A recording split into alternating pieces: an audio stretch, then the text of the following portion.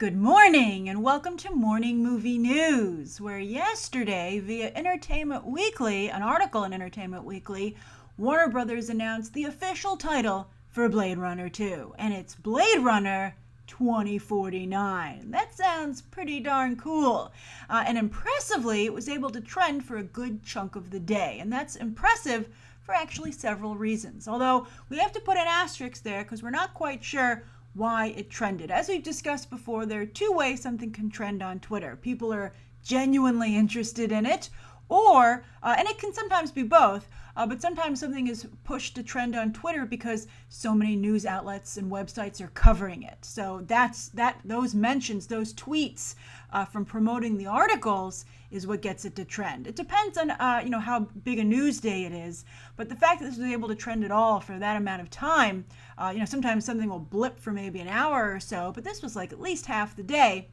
That's a very good sign for Blade Runner 2049. Although if they had tweeted a picture or released a picture of Jared Leto in the movie, it would have gone nuclear, but maybe they're pacing themselves. So I got a couple of requests to discuss it, and I tweeted back, they really didn't announce anything, which is the first reason that it's so impressive that it trended for so long. All they did was say it's going to be called Blade Runner 2049, and they released a behind-the-scenes photo, which featured Denis Villeneuve, the director, fantastic director. He's Sicario, Prisoners, the upcoming Arrival that everybody's so excited about with Amy Adams and Jeremy Renner.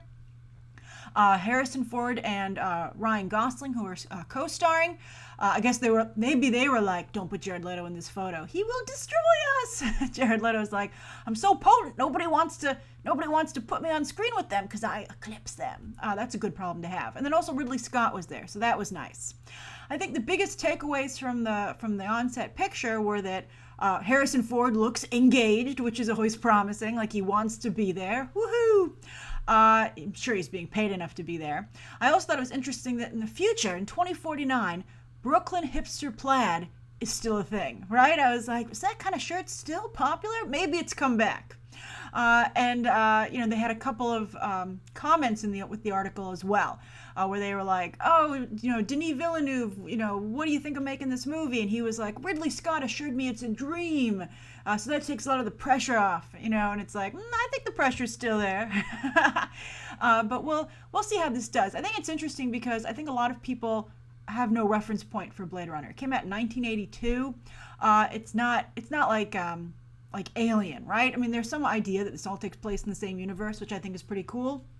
Kind of retroactively creating a world building franchise that are so popular today. I think it's funny. They're like, well, let's go back and look at our older pictures, and why don't we just make one? And I'm game. But Ridley Scott, I think, is having a couple of hiccups in constructing that. But it was very promising again and impressive that it trended for so long, and I'll be curious to see how the movie does. And the reason it also was announced yesterday was because a year from yesterday is when the movie will be released, October 6, 2017. That is a crazy release date for that kind of movie.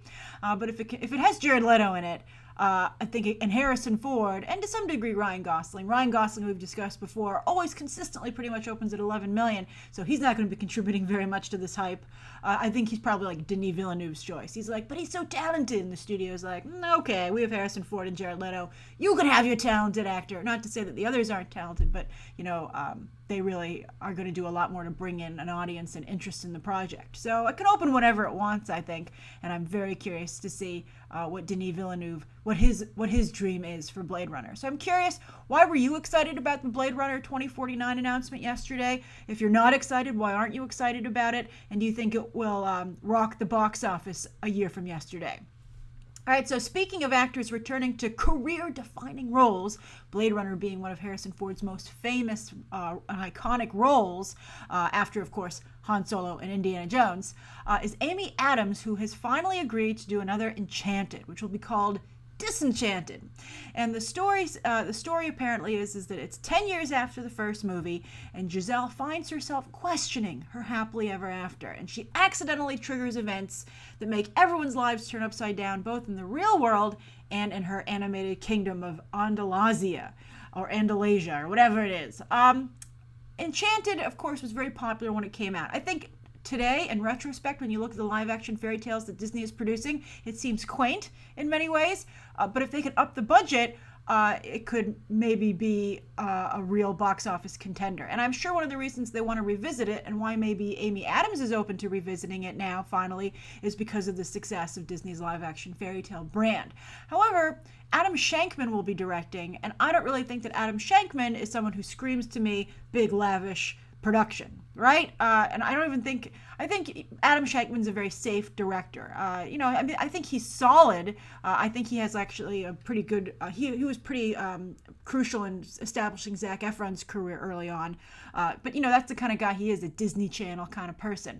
So I don't really know if that's the sensibility that you would want Disenchanted to have. And it had it in the first place, actually, but you wouldn't want it to have that today, as I think the box office has become more competitive.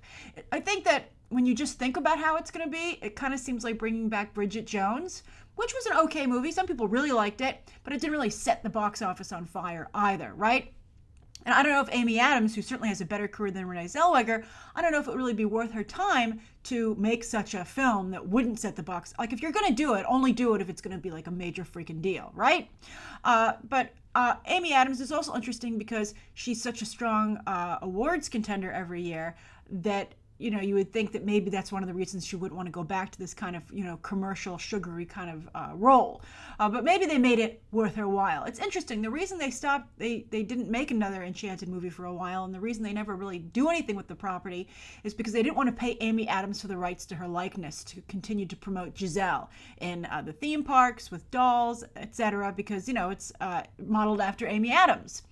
So maybe they came up with some kind of deal, or maybe they feel they don't need to, because, you'll notice that even though Angelina Jolie was very popular as Maleficent, although I wonder if that is a similar situation to Alice in Wonderland, which also did very well at the box office, but no one really liked the movie. I liked Maleficent quite a bit, but I also liked Alice in Wonderland, but there's no real desire to return to that world because everybody tried it once, didn't like it, doesn't want to go back. But there's a fan base for Enchanted.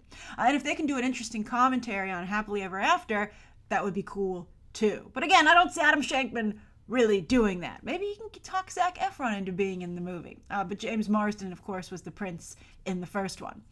So anyway, they don't really use Angelina Jolie's likeness in any of the Disney theme parks or merchandise, the Disney store with Maleficent, so I guess they could get around it. But maybe that's hurt Maleficent and kept the brand, although I don't know if they want that iconic character associated with Angelina Jolie forever either. It's tough. It's tough when you start bringing in these stars to play live action versions of your beloved properties. So we'll see what they decide to do with live action Beauty and the Beast, which is, I think, shaping up to be an absolute juggernaut. But how can you make that movie with Bill Condon and that all-star cast and then have like Amy Adams basically in what seems like a somewhat plussed TV movie? So I'm curious, are you still interested in Enchanted too? Does Disenchanted sound like a good movie to you? Does it sound like a good business opportunity for Disney and Amy Adams? And do you think that Adam Shankman is a good director or not? And also for the property. Or if you just want to comment on his skills in general. And then also, do you want Enchanted merchandise? Are you like, where's my Giselle merchandise? Make a deal with Amy Adams. All right, so that's the second story of the day. Now, the third story also has to do with Disney, and that's that they very quietly have cast the adult Banks children for their upcoming Mary Poppins Returns. As we've discussed before, it's been revealed that the story is that Mary Poppins returns to London because the Banks family still has problems. Darn it, she's like, come on, guys, I have other families I need to help. But anyway, Jane and Michael Banks have grown up, still unhappy. Although the fathers were such a big part of the first movie, especially after seeing Saving Mr. Banks, I'd be curious to see if they keep with that message in the sequel. But they've cast Jane and Michael Banks, and I think the choices are very interesting. Emily Mortimer has been cast as Jane. I don't think that's great, but I don't think, the children actually weren't that big a deal in the original Mary Poppins movie. I mean, they were cute. Michael was cuter, and I like who they've cast as Michael quite a bit. But I don't think anybody was like, let's focus more on the kids. And I think that's why when you look back at it, you're like, it was about Mr. Banks. Fascinating. So anyway, they've cast, this is where it gets really interesting, Ben Whishaw as an adult Michael Banks. Now, I love Ben Whishaw. Ben Whishaw is the voice of Paddington, a fantastic movie. He's also Q to Daniel Craig's James Bond, and he does a number of roles. He's really a likable guy. And he also was in The Danish Girl as a love interest for Eddie Redmayne's character, who was, transgender.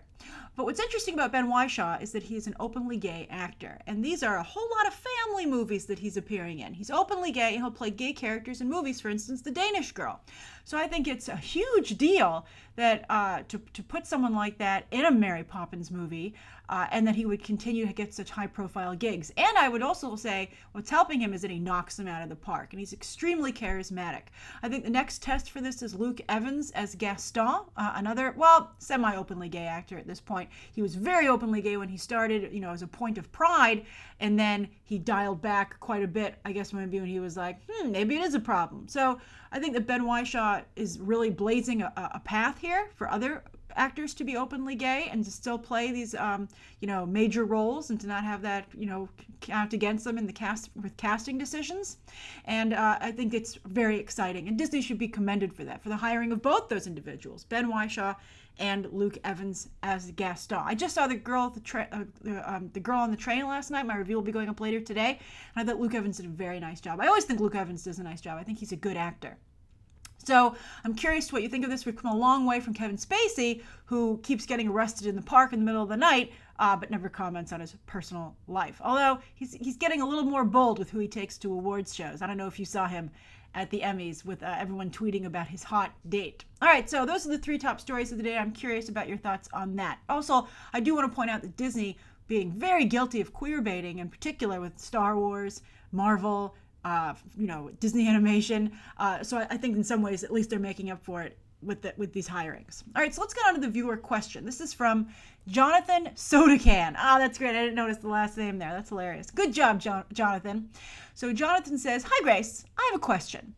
I remember a little bit ago when talking about Stranger Things, you praised them for their casting, for the most part, new unknown actors and actresses. But I also realized that star power can be a huge boost for getting an audience.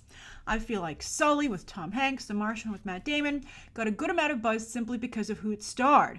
Or even like you were saying, Ip Man 3, we talked about that yesterday, got a stateside release because Mike Tyson was in it. Actually, the other Ip Man movies, I believe, have gotten stateside releases, Jonathan, but not to the degree that Ip Man 3 did, and they certainly didn't do as well at the box office. So Mike Tyson did help stateside. So Jonathan says, I guess my question is this: where is the balance? When is it good for a studio to seek out new talent, and when is it good to just go with a Matt Damon or a Leonardo DiCaprio? Well, great question, Jonathan.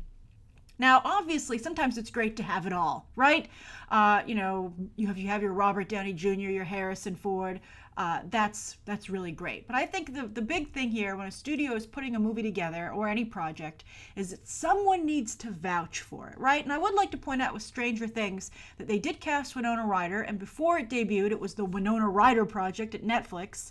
And interesting, now everyone focuses on the kids, although I thought Winona Ryder did a very good job on the show.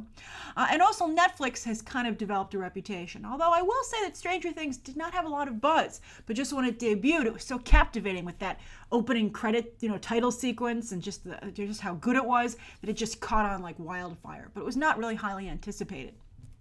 Not like, for instance, the Marvel Netflix shows, let's say. So anyway, as I said, someone needs to vouch for the material because there's so much stuff vying for people's attention, for their time and their money, that something needs to say, this is worth your time and money. So it can be a number of things. One is it can be a movie star, someone that the audience has developed some trust with. That's why it's so important for actors or movie stars to pick the right properties. Many people love Leonardo DiCaprio because they feel if Leonardo DiCaprio is in a movie, I know it's going to be at least pretty darn good because he doesn't make bad movies, right? Or Tom Hanks also enjoys that. And I think Matt Damon to some degree. Also, as we said before, sometimes actors can make a bad choice, but as Paul Newman famously said, in the right project, I'm priceless, right? And audiences can tell when someone's well cast. I think Leonardo DiCaprio, very self-aware actor. He consistently chooses things that he's well suited for. They're a good match. So that's one thing that can vouch for a property. The actor, right? You're like, I know that Denzel Washington's another person like that. You're like, I know this actor. They almost always deliver. I was talking about Patrick Warburton the other day in the same regard. I'm going to try it, right? So that's one thing. Patrick Warburton obviously not being at the same level as the other individuals we are discussing. So that's one way something can be vouched for. Then there's also the studio. Netflix is becoming a brand that can vouch for something. Disney, if they vouch for something, for the most part, people are going to try it. Tell that to the poor people who made Queen of Katwe. But still, again, for the right movie, people will listen to Disney. But when it comes to smaller films, Disney doesn't have a lot of pull there, like Finest Hours, Queen of Katwe, both very good movies that came out this year, but nobody cared. So that's one thing. That's the second thing. So we have movie star, studio, then also a brand like Star Wars. Oh, it's a Star Wars property? There's a certain audience that's like, I'm going to check it out no matter what. And so, Jurassic Park, right? You're like, Jurassic Park? I know it's been so long since the last Jurassic movie, but I'm still going to give it a try because I like the property so much. So that's another thing, the brand, the reputation. Then finally, there's the source material. Sometimes you can have an amazing source material that the studio is able to build up into a must-see event. And I think a good example of that is the first Lord of the Rings movie, right? Peter Jackson, nobody was really familiar with the director at the time. Viggo Mortensen, remember, and Elijah Wood and Liv Tyler were the big stars. They had Ian McKellen coming off of the X-Men movies. He had just started as Magneto, but still, not a lot of star power. Even with the X-Men, that's another good example. Not a lot of star power there either. I mean, although you can say it's the director of The Usual Suspects, woo! But still, not a lot of star power here anywhere. But here, the studio can say, this is based on an incredibly famous book. This is based on an incredibly famous comic book. And the audience will start to be like, well, maybe I should check it out, right? The Dark Tower. I mean, Idris Elba isn't really tested at a wide mainstream scale yet. And Matthew McConaughey is having a little bit of a problem. So they're going to be really playing up the Dark Tower's legend as a property and Stephen King's name I'm sure when they kickstart that ad campaign. Also, I think they're going to try and get a lot of mileage out of Idris Elba playing a race-bended lead role like that. I think they're going to really try and get support for that as well. Although sometimes that works, sometimes it doesn't. Again, poor Queen of Katwe. Such a good movie. And then also when you have a really strong source material, often the amount of money that's spent on it is a really big deal, and a lot of spectacle and big visual effects budget, and sometimes you can coax the audience in with that. So that's really what it is. It's like, what's vouching for this? What says to the audience, give this a shot? It's worth your time and money. We've invested something in it, so you should too. And again, sometimes the ideal situation is if you can afford it, if you can get every single one of those things, a major brand at a major studio based on great source material with some stars, right? That's obviously like going tons of money, right? Sometimes, that you don't need to spend that kind of money, and you can still make a lot of money anyway. So I hope, Jonathan, that explains it to you. So that's really the goal. It's just like we talk about building a narrative for awards season. You want to start to build a narrative about a movie, right? Like I think you have to think to yourself, what's going to be the PR campaign? What story am I going to craft when talking to the audience about why they should see this? Why did we make it? Why do you need to see it? That's the game plan. All right, so thank you for your question, Jonathan. Thank you, everybody, for tuning in today. Happy Friday. Please write down below thinking today's top 3 stories, Jonathan's viewer question, anything you'd like to see covered on Monday, and any questions that you might have. Thanks for watching. Bye.